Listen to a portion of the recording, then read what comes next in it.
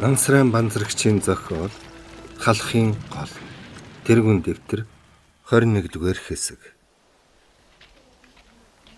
Өглөөний 7 цагт хоол ирлээ. Дорж тасгийнхаа хоолыг авахаар Бадмыг дагуулan явлаа. Бадмыг ингэж дагуулах болсон нэг учир бий. Манер тарган тогоочтой их дотн танил тул Бадмыг хоол авахаар очиход баахан мах өөх хамж хувинд нь хийснээс хойш Дорж дандаа Бадамтай хамт явах болжээ. Тасгийнхны ч ойрдоо мах өөх ихтэй хоол идэж бүр амтчин Бадмыг магтаж хөөргөн. Бадам танилын нүрээр халуун тогооны хоолны дээжийг авдаг байсан нь бусад тасгийн дарга нарт мэддэгдэлгүй өнгөрсөнгүй. Дорж Бадам хоёр халуун тогооны дэргэд очиход тарган тогооч малилцтал инээж. Ан хөхийн алдарт анчин халахын голын домогт баатар минь сайхан амруу гэж алиалаад урт штэ шангаараа хоолоо нар зүвэргүүлэн хутгаад Бадмын толсон ховинд хоол юулв. Хоёрдугаар салааны тасгийн дарга Бадмын хийлгсэн хоол руу өнгийн харснаа тогоочод муухай харж "Нөхөр минь чээн Бадамд хоолныхоо хамаг махыг хамж өгдгөн болоорой" гэж тачигнав. Тогооч гайхан харж "Хааш бэдэс дараагаар нь өгч байна. Нэгдүгээр салааны нэгдүгээр тасаг хамгийн түрүүн хоол авдаг болохоор хөвж байсан хэдэн мах илүү орчихоо биз" гэж хэнэггүй царайлв. Өнөөх тасгийн дарга Бадмын хувинтай хоолыг булан авч оронд нь хоосон хувингаан бариулчаад "Өнөөдөр манай тасаг энэ хувинтай гэдэн ээлжилж байсан дээр бидтэй. Та нар дандаа өөх махтагийн шилж идсээр байж ходоод гэдэс чинь муудаж Японтой байлдаж чадахгүй болно" гэчгээд ирэхэд хэл амар хиндэж гүйцэгдэшгүй Бадам энэ удаад хэлэх үггүй болж нүүр нь халуун өргөн шал худал инэх айдав. Дорж бас ичиж тогоочж сэтгэлэн зовж Бадмын хувинд бушуухан хоол хийгээд "Дараах нь" гэж тогтмол хэлдэг үгэн хэлжээ. Дорж хоёр талах яотон барьж Бадам хувинтай хоолон барьсаар халуун тогооноос бушуухан холдлоо. Бадам халуун тогооноос холдоод "Моо зайлагч нь бит хоёрыг ажаад байж л дээ. Өнөн дээч бид нөхдөө хохироож байсан юм шүү" гэлээ. Тэр хоёр байрандаа ирж хоолоо түгээв. "Тасгийн дарга өнөөдрийн хоолны мах өөх нь хаашаа алгуулчихав вэ?" гэж хамгийн түрүү галдан асуувал Бадам жуумалдсан. "Бид хоёр хожимдож очиод түрүүчийн тасгийнхан хамаг махыг нь хамчихсан байлгүй" гэвэл "Үгсэн үгвэ адил тэгж хувааж чадахгүй тарган тогоочийг өвөх юмсан" гэж нэг цэрэг гоморхов. 2 өдөр буун дууч гарсангүй тайван байсан тул цэргүүд дайны үеэ мартах түхэн тунч жаргалтай санагдаж өвлийн байрнаас гарч хээрийн сургууль хийж яваа юм шиг л байлаа. Тэгээд хоолооч яаралгүй тухлан идэж эхэлтэл Японы хоригдсан манхны тэндээс пулемотор шүршиж эхлэв. "Манднууд чинь хоолч тайван идүүлэхгүй нэ" гэж Бадам хэлээд хоолоо гүйцэд идэлгүй хажуудаа байсан бууга шүүрэн авчээ. Бадам нэг гартаа бууга барьчаад нөгөө гартаа савтаа хоолоо барин Японы хориглолтөө өдөлсхийн харснаа хоолныхон сүүлчийг амрууга хөнтөрчихв. Япончууд өдөж байгаа бололтой хэсэг зуур буудаад чимээгүй болчихлоо. Муу сайн самурай нар бэднийг өглөөний хоолоо идэж байгааг мэдээд л сандрагах гэж байгаа царайн тэр. Тэдэнд агшаасан шийжүү будаанаас өөр махта тостой хоол өгдөггүй байх л та. Тэгээд махны үнрээр хорхойн хөдөлж зүггүйтэж байгаа биз гэж Бадам инээснэ хоолныхаа цагаан савыг гялалцтал арчив. Дорж түүнийг харснаа инээд алдаж "Чи чинь хэдий завандаа хоолоо идчихв" гэвэл Бадам шогтой инээмсэглэн "Японыг буудаж байхдаа л амжуулсан шүү" гэлээ. Тэгвэл айлын хувин хүргэж өгöd өөрийнхөө хувинг авчир гэж Дорж тушаавал Бадам хувин шүүрэн аваад бостол их бууны сум шүнгэн ирж нуувчны өмнөх нь тэсрэв. Бадам доошоо суухдаа Доржийн дээрээс хүчтэй даржээ. Тэр хоёрын дээрээс сул шоройлс сархийн асгарч амьсгал авахын аргагүй болголоо. Дорж дээрээс дарсан Бадам мөн элсийг сэгсрэн зайлуулахад Бадам элсэн дотор түнтгэнэн байснаа ухсхийн босож элсэн сэгсрэв. Түүний нүүр амт цул шороо болсон тул зэгэл саарал амтэн учир зүггүй зовчин баларсан хар золиг гэж хараал тавьж амандаа орсон элсийг хүчтэй түргэн нүдэн нохов. Дорж түүнийг хараад инээд алдахад Бадам улам чанга түргэн "Хүн элс залгаад өгөх гэж байхад дооглож байдаг. Яасан инээд барсан амтэмп" гэж өглөв. Бадмаа чи дахиад нэг төргөч яг л ямаа шиг гэж тэндээс галдан хашгирвал тасгийнх нь нэр хийтэл инээлдэв. Бадам чих үсэн шингэсэн элсэн ухаж зөөж яваа ташмагтай уснаас балгаж амаан зайлаад "Үхээр юм уусаа Японы аманд нь элсчих юмсан. Миний төргөгч яамаа. Та нар бол төрөгч чадахгүй бүтэж өөхнө" гэхэд "Чи хяргас нуурын хөвөөний элсэн дээр унаж хүн болсон гэдэг. Тэгээд хизээний сурмаг гэх чинь элсийг сайхан хэвэх юм аа" гэж галдан улам цаашлуулав. Бадам атга элс авч чи тэгвэл хэвж үзнэ үү дээ гэд галдан барьж яваад аманд нь элс хийх гэж ноцолдлоо. Нөхдийн тоглоом хатуудаж сүүлдээ хэрүүл болж мэднэ гэж бодсон дорж шалбхан босож "Нөхөд минь нурж сэтэрсэн нуувчаа янзал" гэвэл Бадам галдан хоёр ноцолтгоон болж нурсан элсийг хурцээрээ хутхан дээш нь цацлав. Сумгийн улс төрийн удирдагч нуувчин дундуур бүхийсээр хурч ирээд "Сая та нарын дэргэд их бууны сум тесэрч харагдсан зүгээр үү?" гэвэл Бадам маань элсэнд булгадаж элс шажигнтал хэвснээс өөр сүттэй болоогүй гэж нэг зэрэг инээвэл улс төрийн удирдагч тэдний дунд суугаад "Япон биднийг өдөж нуувчнаас гаргахыг оролдож байна. Манай үүгээр зөвхөн өдөж сөдсөн буудлага болохоос өөр онц юм алгал байна. Харин өнгөрсөн шөнө хайлаастын голын адгаар Японы хоёр суманд цэрэг их буугаар дэмжүүлэн хуйгт танктай хүч хавсран довтлоод бут зохигдсон байна" гэж ярьлаа. "Улс төрийн удирдагч бид ингэж хаяа буудуулж хаадал нуугдж хэвтгэхээр шууд дайран орж газар нутгаан чөлөөлж авбал яасан юм" гэж Бадам асуувал улс төрийн удирдагч инээмхээлэн "Бадам минь битгий яар. Дайрах цаг ирнэ. Бэлтгэлэл сайн ханга" гэвэл Бадам ч мөчөөгөө шинжгүй. "Надад бэлтгээд байх ч юм алга. Тушаал өгдөг юм бол нүхнээс суугсран гарч Японы хориглолтыг сэт татахад бэлэн байна" гэхэд "Сайн байна.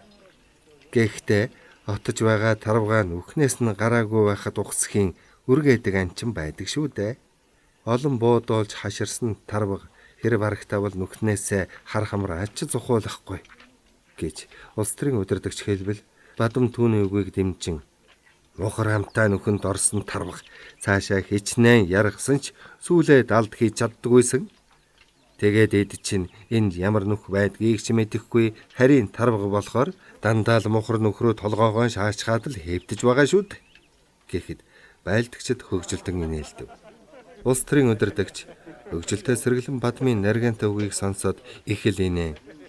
"Нэрээ тийм шүү. Эдэнд орох мухар нөгч байхгүй. Гэхдээ амиа арга цайд сурсан золигнооч юу. Хятад нутагт нэлээд хэдэн жил нүх ухаж сэндийлж л байна. Сая Бадмын хэлсэн шиг тэднийг мухар нүхнээс нь суугадатан гаргахтаа л гаргана" гэжээ. Галдан улс төрийн удирдагчид ойртон сууж Япончууд энэхүү өмнө байгаа манхнуудад ямар гэчэн далд нүх сувг ухаж гаргасныг бүү мэд. Өөрсдөө харагдахгүй мөртөө буудаад л байх юм. Би мөн ч хаанаач байна. Нэг ч хүний толгой зохицохгүй юм гэв.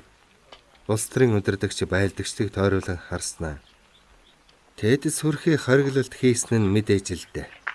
Тийм болохоор мухар сохроор дайрч болохгүй. Дайсны байр байдлыг нарийн ягт судлан тагнаж ямар хүч ямар бэхлэлт хориглолтод байгааг мадаггүй үннээр тогтоож авсны эцэст л дайранд давших болно. Эндээс харахад Японыхан сайн мэддэхгүй байгаа ч гэсэн биднийг сайн ажиж тандаж байгаа шүү дээ. Иймд санамсар болгоомжгүй нуувчнаас толгоогоо зохиолгавал цохонд сум шигтгэн шүү. Та нар сайн хар. Манай сумангийн их зөмн байгаа энэ өндөр манхны оройгоор эрвэн сэрвэн буцсоог харагдаж байна шүү дээ. Дурангаар сайн тогтоож харах юм бол тэр бод бүрийн ард хүнд хөнгөн полимото зоочгсон бидний ханаж байдгийг. Манхны цаагуур гүнзгий гэх чинь уртхан нуувч харилцах шуудуу угснаа нь тагнуулын мэдээгээр бүрэн нотлогдоод байгаа юм. Одоохондоо манхны оройд 2 полимото л зоолттой байна гэж ярьлаа. Тийм байхаа тэдл биднийг хаяа тохорхон бууддаг байх нь гэж нэг зэрэг хэлв. Улс төрийн удирдагч яриандаа улам халсан бололтой баруун гараа өргөсхийн.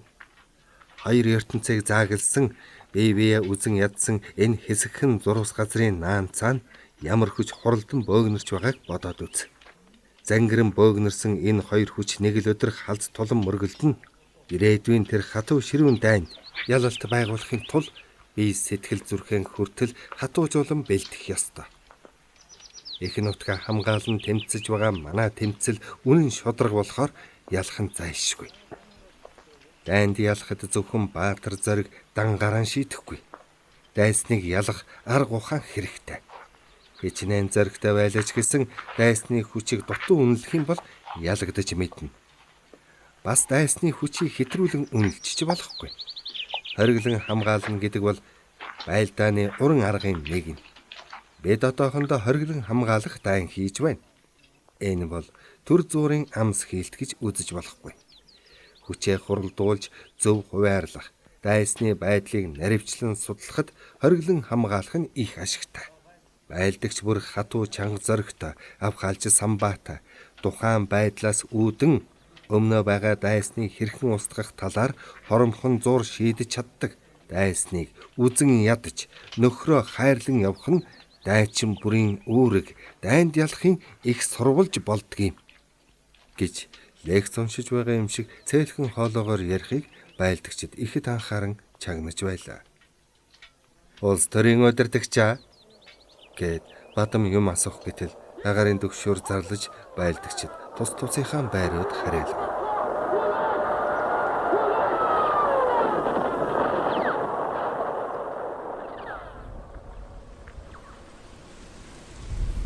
Бороо шиврэн арс орл байлаа. Хэд хоногийн турш тасралтгүй орсон бороонд газрын хөрс нэвт норж их бууны сум бөмбөгнөөс үүссэн нүхнүүд усаар дүүрчээ. Хэрэг баян цагааны нуруу халахын голын хоёр хөвөө хайластын голын адах хавийн газраар нэг өнөөдөр дээрэс нь харвал зай завсаргүй олон жижигхэн дугуй дөрвөлжин гурвалжин гонцгой урт нарийнхан өргөн мөрий тахир тогтоолос харагдана. Энэ бол хүн нэг бүрийн нууч бөмбөг сумны тесрэлтээс үүссэн нүх одоохондоо эзэмгүй орхисон урт нууч харилцах шуудуу усаар дүүрсэн нь тэр ажээ. Халахын гол их цатгалан бөгөөд цагаан хөөс цахруулан ууртай чимшиг хаагийн шуугна. Голын эргийн ногоон бургас уляас ч мөн л цул ус болж навчинд нь тогтсон усан тусал өчүүхэн төдий сэржигнэх салхинд сарххийн асгарна. Энэ бороонд нүд хорсгом улаарч байдаг элсэн манхнууд хүртэл өнгөн хувиран тос даавралсан хүрэн боронгтой болжээ. Өглөө оройд өтгөн манан газраар элэгдэн үгэлдэж, манхны орой заримдаа харагдан, заримдаа далд орно. Бороотой энэ хэдэн өдөр хоёр тал хилэлцсэн юм шиг буудалцхан цөөрчээ. Гэлээч шөнийн харанхуй гэрэлтүүлсэн гэрэлт сум зүс бороог арайхийн нэвтлэн хөөрч, тагнуул дуршуулчид үе үе тулгарн буудалцсаар л байлаа. Харин бороотой бүрхэг болохоор агарын байлдаан л бараг болсонгүй. Газар гэр нуугч харилцах шуудуунд байд суухын аргагүй нийл ус шавар шавхаа болсон тул байлдагчид майхан цуваа өмсөн нуучны аль төвгөр ус тогтоогүй газрыг бараадан усан бороог үзэн ядаж байлаа. Монгол зөвлөлтийн цэргийн командлал бороотой манантай энэ үеийг ашиглан цэргийн шинэ ангиудыг халахын голын зүг яарвчлан ойртуулж байсныг дайсны талч мэдсэнгүй. Халахын голын сав газар цэргийн төрөл бүрийн ихээхэн хүчийг хуралдуулан бүлэглэж, ерөнхий давшилтанд маш нууц, маш шуурхай бэлтгэж байсныг командлалын газрын цэргийн зөвлөлийн удирдах хэдэн хүнээс өөр хинч мэдэхгүй байлаа. 70 гаруй километр урт үргэлжлэх фронтын дагуу нэгэн зэрэг давшихаар төлөвлөж байгаа энэхүү лут сөрөг давшилтын бэлтгэлийг хангах ажил маань дайсанд зөвхөн хориглон хамгаалахад бэлдэж байна гэсэн ойлголтыг л төрүүлж байсан билээ. Фронтын дагуух бүх анги салбарууд хориглон хамгаалах ажлыг эрчимтэй өрнүүлж байсан болохоор цэрэг даргагүй л тэрхүү ойртож байгаа ерөнхий давшилтын тухай юу ч мэдэхгүй байв. Тийм учраас усан бороонд шавшуулан зутарч байхын оронд эрсэн дайрах юмсан гэж тэсэж ядан хүлээж байсан юм. Бороо орхон нуувчны амьдралыг маш тохь тавгүй болгосон учраас халуун нар шарж нүгэлцсэн их шумуултай ноцолдож байх нь дээр юм шиг санагдаж байсан билээ. Бороо бүтэн 2 өдөр 3 дахь шөндөө мүд арилах шинжгүй шижигнэн орсоор л байлаа. Хамар даваа химээх тэрвхэн орчиндөө онцгой дүү өндөрлөг нь болох хэдэн толгодод байрлсан 1-р армийн бүлгийн командлагч корпус командлан захирагч Жоким Батбих барьсан газар гэрт бороотой энэ харанхуй шөнө чухал зөвлөгөө болж байна. Командлагчийн газар гэр нь дулаан тогтой бөгөөд гаднаас харахад өчүүхэн төдий ч гэрэлгээгээ үл нэвтрэн. Командлагчийн газар гэрээс гадна ойролцоохон байдаг газар гэрүүдэд холбооныхон, төрөл цэргийн ангийн удирдах дарга нар, сонины газрынхан, инженерийн ангийнхан байдаг бөгөөд тэдний газар гэрүүдэд өнөө шөнө мөн л таг харанхуй байжээ. Гэтэл дээр хэдэн газар гэрүүдэд асар их ажил өрнөж байгааг бороотой харанхуй шөнө гадны хинч үл мэдэх ажээ. Их давшилтын төлөвлөгөөг боловсруулан түүний бэлтгэлийг шуурхай хангах талаар хэлэлцэж буй тэдгээр цөөхөн хүмүүс гадаа бороо шааган асгаж байгаагч анхаарах зав байсангүй. Командлагчийн байрын үүдэнд буута мана баримл шиг үл хөдлөн дээрээ шаагах бороогч тоосон шинжгүй зогсож чимээ эмээг сэрэмжлэн байна. Өнөө шөнө командлагчийн байранд дуудагдан очисон хэдэн хүнээс өөр хэнийгч болов энэхүү сонор соргог манаач үл хавьтуулна. Гадаа тун харанхуй, ойр хавьд, амьд амьтан огт байхгүй юм шиг зөвхөн бороол тасралтгүй шижгэнсээр. Командын байрыг хамгаалсан их буунуудын ам манаачид харанхуй дундаас бүтгэн харагдана. Командлагч ширээн дээр дэлгэсэн томхон газрын зураг руу бодолуулсан шинжтэй харж байснаа. Хажууд нь ойртон ирсэн маршал Чавлсанг хөндлөнгөө байртай харж зураг дээрээ тохиолдоод урт харандаагаар хөх улаанаар зурсан хориглолтын шугам, хоёр талын ангиудын байрлал, давших чиглэл, гүйцэтгэх үүргийн талаар дэлгэрэнгүй тайлбарлан ярьлаа. Чавлсан түүний харандаагаар заасан бүхнийг тун анхааралтай харж толгойд охин. Манай ангиуд 75 км-ийн урт фронтоор нэгэн зэрэг давшилтаа эхэлнэ. Давшилтыг төв, өмнөд, хойд гэж 3 том бүлэглэл болгож зохих ангиудыг хуваарлаад байна. Монголын 6 дугаар морд дивиз хойд бүлэглэлийн хойд жигүүрт, 8 дугаар дивиз өмнөд бүлгийн урд жигүүрт гарч урагшлан байлдаж улсын хэлх хүрээд хориглолтод орох юм гэж Жоков тайлбарлаад газрын зургаас хөндөрч цэг зогсов. Маршал Чавлсан газрын зураг руу тонгоо харж байснаа. Манай 2 дивизийг та арай л хөнгөн хэсэгт хуваарлсан юм аа да гэвэл Жоковын нэвхийлэн. Нөхөр маршал хөнгөн гэж үзэж болохгүй. Хоёр талын жигүүрийг хамгаалан давшихад өмнө нь дайсны нилээд хүч байгаа юм. Монгол цэргүүд асар их зоригтой тэсвэртэйг би өнгөрсөн хэдэн удаагийн байлдаанаас тодорхой мэдсэн. Манай цэрэг хоёр улсын хооронд байгуулсан гэрээний үргийн дагуу энэ байлдаанд оролцохдоо Монгол улсын хэлийг өөрийн улсын хэл хязгаар мэт хамгаалах ёстой гэдгийг та сайн мэднэ. Монгол цэргүүдэд туршлага бага байна. Бид Монгол нөхдөд хамгаалах ёстой. Хоёр жигүүрт, ялангуяа өмнөд жигүүрийн урд талд баргын морин хороод халхлан байрлаж байна. Хойд жигүүрт ч ялгаагүй дайсны үлэмж хүч бий. Тийм болохоор хөнгөн гэж яаж үзэх вэ? Төрөл ангийн цэргийн маневрлах чадварыг зөв хослуулахдаа морин цэргийн онцлогийг бас харгалзан үзэх ёстой байна.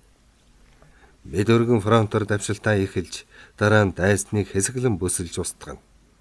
Энэ байлдаан бол Нисэх онгоц, хуйгт танк, их буу, инженер Сафиорын зэрэг орчин үеийн цэргийн бүхий л төрлийн техник хэрэгсэл, явган болон морин цэргийг оролцуулсан онцгой өвөрмөц шинжтэй ширүүн тулалдаан болох юм. Цус асгаруулсан энэ хүнд байлдаанд Монгол нөхдийнхөө амь насыг батлан дааж, аль болохоор л хамгаалахыг хүсэж байна гэж учирлан тайлбарлахад Чавлсан толгойс ихсэрч. Георги Константинович, манай ардын хувьсгалд цэрэг эх орноо бүрэн сахин хамгаалах үүрэгтэй. Эх оронд минь түрэмгээлэн халтсан Японы эзэрхэх түрэмгээ цэргийг бутад зохих энэ байлдаанд бид зөвлөлтийн цэргийн амь насыг дэми бүрлэгэн сүйтгэхийг бас хүсэхгүй байна гэж. Таны ингэж боддог төмөн зөв. Гэхдээ манай цэрэг интернационалын үүргийн ёсоор ах トゥ Монголын ард түмэнд туслахдаа амь биеэн хайрлахгүй гэж Жоков тангаргалах мэт хэлв. Өнгөрсөн хэдэн сарын тулдааны үеэр зөвлөлтийн баатарлаг улаан цэрэг ямар их эрлэхэг баатарлагын үлгэр жишээ үзүүлж байсныг манай ард түмэн сайн мэдэж байна.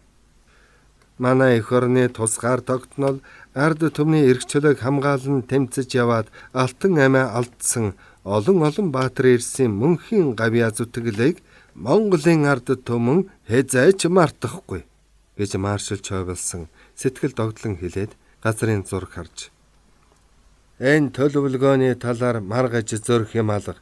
Ерөнхий давшилтыг 8 дугаар сарын 20-нд сонгож авсны учир юу вэ гэж сонирхов. Тэр нарийн учиртай юм. Манай тагнуулчдын мэдээгээр бол Японы цэрэг 8 дугаар сарын 24-нд давшилтанд орохоор зэхэж байгаа юм байна. Бид түүнээс өрсөх ёстой. Мөн 20-ны өдөр бол ням гараг. Бидэнд байгаа мэдээгээр ням гарагт Японы цэргийн дээд тушаалын дарга нар ойр хавийн суурин газар руу, зарим нь бүр хайлаар хот руу чөлөөгөөр явдаг юм байна. Энэ сэмхийг ашиглах нь зүйтэй гэж үзсэн. Японы тал манайхныг давших нь байтугай удаан хугацаагаар хориглоно гэж бодож байгаа. Бид дайсныг төөрөгдүүлэх, хуурам мэхлэх бүхий л арга хэмжээг урьдчилан авсан. Давшилт эхлэхээс 2-3 хоногийн өмнө давшилтанд орох бүх ангийг голын зүүн эрэгт гаргаж давшилт эхлэх заагт аваачих болно. Үүнийг дайсанд сэжиг авахгүйн тулд шөнө гол гаталгана. 19-ний шөнө гээхэд давшилтанд орох бүх ангууд заасан газраа хүрсэн байх ёстой. Давшилтын энэ төлөвлөгөөг явц хүрээнд маш нууц байдалд хийсэн. Энэ төлөвлөгөөг энд байгаа нөхдөөс өөр хинч мэдэхгүй. Давших тушаалыг ангуудад 19-ний шөнө өгнө гэж Жоков сэтгэл машид ханамжтай өгүүлв. Энэ төлөвлөгөөг хэрэгжүүлэхэд хэдийхэр хугацаа шаарддаг гэж маршал асуувал Жоков газрын зураг руу хялм хийснэ. 10 хоногт амжих байх гэж төлөвлөд байна гэв. 10 хоног гэж явуулсан амандаа аяархан хэлж нүдэн анин бодол болж байснаа. 10 хоног гэж тодхон хэлэхээр нь Жоковын сэтгэл төгшин миний төлөвлөгөө энэ хүний санаанд тохирохгүй байна гэж бодохоос баахан эвгүүрхэж юу гэж хэлэх учраа олохгүй байтал 10 хоног тулалдаад л дахин хүний аим хохирохгүй гэж бодоход тунч таа байна гэж Чойвелсон баярлан хэлхийг сонссон Жоковын санаа амрав. Тийм ээ, түүнээс богино хугацаанд явж амжихгүй гэвэл яарвал даарна гэж үгвэ. 10 хоногт багтааж дайсныг бод зохиж амживал гарамгай ялалт гэсэн үг л дээ гэж Чойвелсон хэлээд нүүрэнд нь мишэл тодров. За тэгвэл ерөнхий давшилтын төлөвлөгөөг армийн 1-р бүлгийн цэргийн зөвлөл баталсан гэж үзэж байна.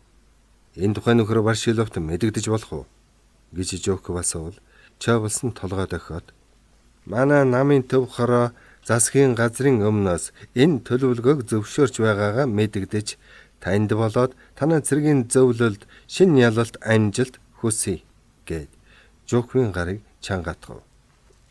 Жоков нөхдөд харснаа. Цэргийн зөвлөлийн хурал дууслаа гэж мэдэгдээд ширээн дээр дэлгэсэн газрын зураг авхиж төмөр авдарт хийж цоочлоо. Цэргийн зөвлөлийн гишүүд маршал Чойвелсон Жоков хоёрт тавтаа нойрсохыг хүсээд гарцгаалаа. Таныг оройн хоолнд урьж байна гэж Жоков нөхөрсгөр хэлвэл Чойвелсон дуртай зөвшөөрч юунд татгалцгав гэ ширээний ард суулаа. Жоков гаднаас орж ирсэн бие хамгаалагчтай маршал бит хоёрын хоолыг авчирч өгнө гэвэл өндөр нуруутай цэргийн хүн бушуухан гарав. Жоков Чойвелсонгийн хажууд сууж бороо орсоор л байна. Олон хоног тасрахгүй орвол ялангуяа моторт ангуудын маневрлахад бол саадтай болно доо гэв. 20 болтол бороо зогсон. Орой тэнгэрийн баруун хаяанд үл мэдгхэн сэмхий гарч үүлэн нэмгэрсэн байсан. Өнөө шөндөө ч бороо тогтож тэнгэр цэлмэж мэднэ гэж Чойвелсон хэлв. Бие хамгаалагчид анхтай цай оруулж ирлээ. Жоков 2 аяганд халуун цай хийж бэ Монгол газар ирээд удаагүйч гэсэн танай ардын зан заншлыг мэрсэр гадарлах боллоо. Танай нөхөд хоолноосоо өмнө цай уух юм. Монгол ёсоор цай барий гэд аягтай цайгаа маршалд өгвөл тосон авснаа. Усыг нь уувал ёсыг нь дагна гэж үг бий. Бэ Октябрийн хувьсгалын өмнө Эрхүү хотод хэдэн жил сургуульд суралцж байхдаа Мөн л Орос заншлаар хооллож байсан юм гэд халуун цайнаас амтрхан уулаа. Жоков цайнаас хэд балгаад халахын голд болж байгаа энэ дан миний амьдралд хэзээч мартагдашгүй дуртатгал үлдээн визээ. Энэ дан надад их сургамжтай, их ч зүйл таниулж өглөө. Энэ бол зөвхөн хэсэгхэн сонгож авсан газар болж байгаа дан боловч түүнийг хэлийн мөргөлдөөн гэж багад үзэж болохгүй том дан юм. Энэ дан дэлхийн дайны өмнөх оршилж байж мэдх юм. Баруун зүгт дайны харвал улам зузаарч, дайны аюул нэмэгдэж байна. Тийм болохоор халахын голд болж байгаа хэрэг явдал дэлхийн дайны сорилт, дайснууд манай зэвсгийн хүч чадлыг хатуухан сорж шалгасан сорилт байхаа гэж бодогдох юм. Чавлсан түүний инхүү ярихыг анхааралтай чагнаж байснаа. Тийм байж болох юм аа. Япон дэлхийн шин дайныг эхлэх бэлтгэл хүч нь арай хүрэхгүй байгаа биз. Германы фашизм л хэрэв дэлхийн дан үүслэ гэхэд голлох эзэн нь болох болов. Баруун Европ тэр аяараа Германы иргэшээлд орлоо. Фашизмын хар аюул ингэж түргэн зур өсөж олон улс гүрнийг иргэшээлдэн оруулж байгаа нь дэлхий дахны байдлыг туйлын хүнд ээдрээтэй болгож байна. Тахал мэт түргэн өсөж хүн төрлөختнийг түгшүүлж байгаа фашизмын эсрэг тэмцэлд хүчээ нэгтгэх агуу их зорилго улс түмний өмнө тулгарч байна. Жоков түүний үгийг халуунаар дэмжин яриангүй тийм. Бээн дээрээ дайны явцад дүн шинжилгээ хийж цаашдын өрнөлтийг нь ажиж байхдаа энэ дан арим их газар нутгийг хамран улам өргөжих вэ гэж болгоомжилж байлаа.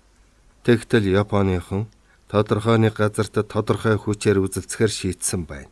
Гэвч энэ дан хөрөнгөтөн орнуудын өдөөхөр завдаж байгаа дэлхийн шин дан юм уу?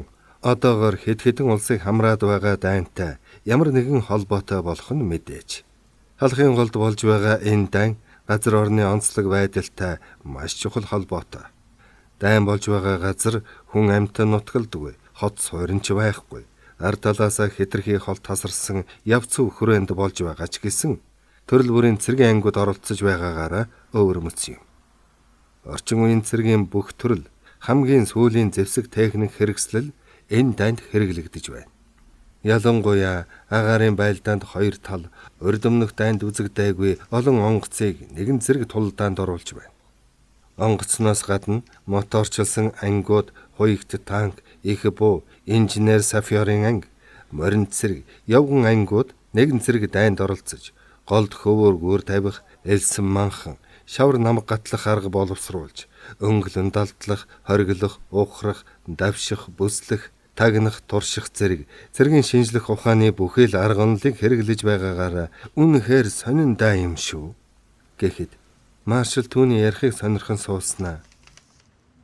Цэргийн шинжлэх ухааны онолыг баяжуулах, таны командлах арга чадварыг ахиулахад энэ дан чухал нөлөө үзүүлнэ биз.